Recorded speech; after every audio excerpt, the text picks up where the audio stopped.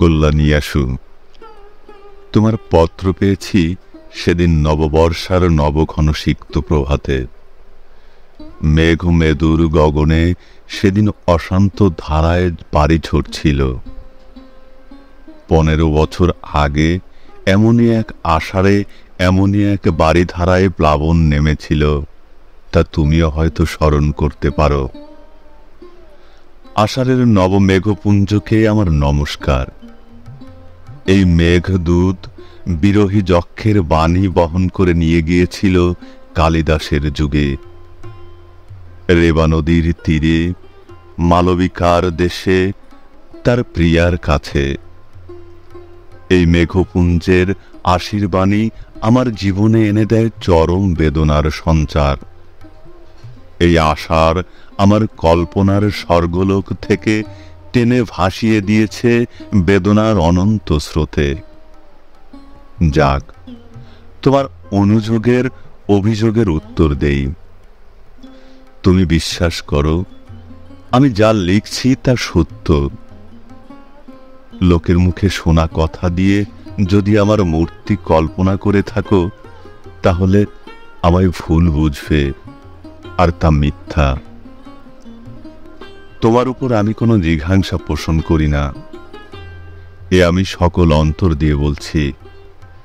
আমার অন্তর্যামী জানেন তোমার জন্য আমার হৃদয়ে কি গভীর ক্ষত, কি অসীম বেদনা।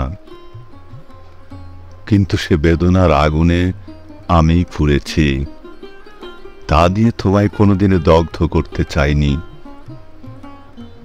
তুমি এই আগুনের পরশমণি না দিলে আমি অগ্নিবীণা বাজাতে পারতাম না, আমি ধূমকেতুর বিস্ময় নিয়ে উদিত হতে পারতাম না। তোমার যে কল্যাণ রূপ আমি আমার কিশোর বয়সে প্রথম দেখেছিলাম, সে রূপকে আমার জীবনের সর্বপ্রথম ভালোবাসার অঞ্জলি দিয়েছিলাম। সে রূপ আজও স্বর্গের পরিজাত মন্দারের মতো চির অম্লান হয়ে আছে আমার বক্ষে। অন্তরের সে আগুন বাইরের সে ফুলহারকে স্পর্শ করতে পারেনি। তুমি ভুলে যেও না, আমি কবি। আমি আঘাত করলেও ফুল দিয়ে আঘাত করি। অসুন্দর কুৎসিতের সাধনা আমার নয়। আমার আঘাত বর্বরের কাপুরুষের আঘাতের মতো নিষ্ঠুর নয়।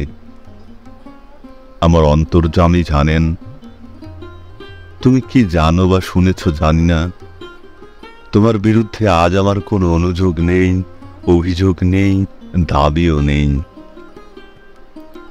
তোমার আজিকার রূপ কি জানি না, আমি জানি তোমার সেই কিশোরী মূর্তিকে, যাকে দেবী মূর্তির মতো আমার হৃদয় বেদিতে অনন্ত প্রেম, অনন্ত শ্রদ্ধার সঙ্গে প্রতিষ্ঠা করতে চেয়েছিলাম। সেদিনের তুমি সে বেদি গ্রহণ করলে না। পাষাণ দেবীর মতোই তুমি বেছে নিলে বেদনার বেদিপাঠ। জীবন ভরে সেখানেই চলছে আমার পূজা আরতি।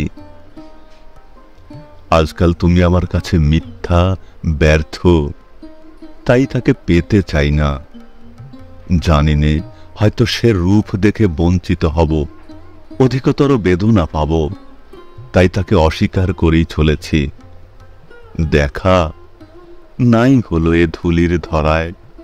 প্রেমের ফুলে ধুলিতলে হয়ে যায় ম্লান, দগ্ধ, হতশ্রী। তুমি যদি সত্যি আমায় ভালোবাসো, আমাকে চাও, ওখান থেকেই আমাকে পাবে। লাইলি মজনুকে পাইনি, শিরি ফরহাদকে পাইনি, তবু তাদের মতো করে কেউ কারো প্রিয়তমাকে পায়নি।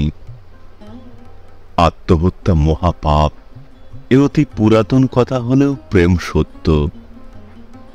আত্মা অবিনশ্বর, আত্মাকে কেউ হত্যা করতে পারে না। প্রেমের সোনার কাঠের স্পর্শ যদি পেয়ে থাকো, তাহলে তোমার মতো ভাগ্যবতী আর কে আছে? তারই মায়া স্পর্শে তোমার সকল কিছু আলোয় আলোময় হয়ে উঠবে। দুঃখ নিয়ে এক ঘর থেকে অন্য ঘরে গেলেই সেই দুঃখের অবসান হয় না। মানুষ ইচ্ছা করলে সাধনা দিয়ে, তপস্যা দিয়ে ভুলকে ফুল রূপে ফুটিয়ে তুলতে পারে। যদি কোনো ভুল করে থাকো জীবনে, এই জীবনেই তাকে সংশোধন করে যেতে হবে। তবেই পাবে আনন্দ মুক্তি, তবেই হবে সর্বদুঃখের অবসান। নিজেকে উন্নত করতে চেষ্টা করো, স্বয়ং বিধাতা তোমার সহায় হবেন। আমি সংসার করছি, তবু চলে গেছি সেই সংসারের বাধাকে অতিক্রম করে ঊর্ধ্ব লোকে। সেখানে গেলে পৃথিবীর সকল অপূর্ণতা, সকল অপরাধ ক্ষমা সুন্দর চোখে পরম মনোহর মূর্তিতে দেখা যায়। হঠাৎ মনে পড়ে গেল 15 বছর আগের কথা। তোমার জ্বর হয়েছিল। বহু সাধনার পর আমার তৃষিত দুটি কর তোমার শুভ্র ললাট স্পর্শ করতে পেরেছিল। তোমার তপ্ত ললাটের স্পর্শ যেন আজও অনুভব করতে পারি। তুমি কি চেয়ে দেখেছিলে? আমার চোখে ছিল জল, হাতে সেবা করার আকুল স্পৃহা। অন্তরে শ্রীবিধাতার চরণে তোমার আরোগ্য লাভের জন্য করুণ মিনতি। মনে হয় যেন কালকের কথা। মহাকাল যে স্মৃতি মুছে ফেলতে পারল না, কি উদগ্র অতৃপ্তি, কি দুর্দমনীয় প্রেমের জুয়ারি সেদিন এসেছিল। সারা দিন রাত আমার চোখে ঘুম ছিল না। যাক, আজ চলেছে জীবনের অস্তমান দিনের শেষে রশ্মি ধরে ভাটার স্রোতে। তোমার ক্ষমতা নেই সেই পথ থেকে ফেরানোর, আর তার চেষ্টা করো না। তোমাকে লেখা এই আমার প্রথম ও শেষ চিঠি হোক। যেখানেই থাকি, বিশ্বাস করো, আমার অক্ষয় আশীর্বাদ কবচ তোমায় ঘিরে থাকবে।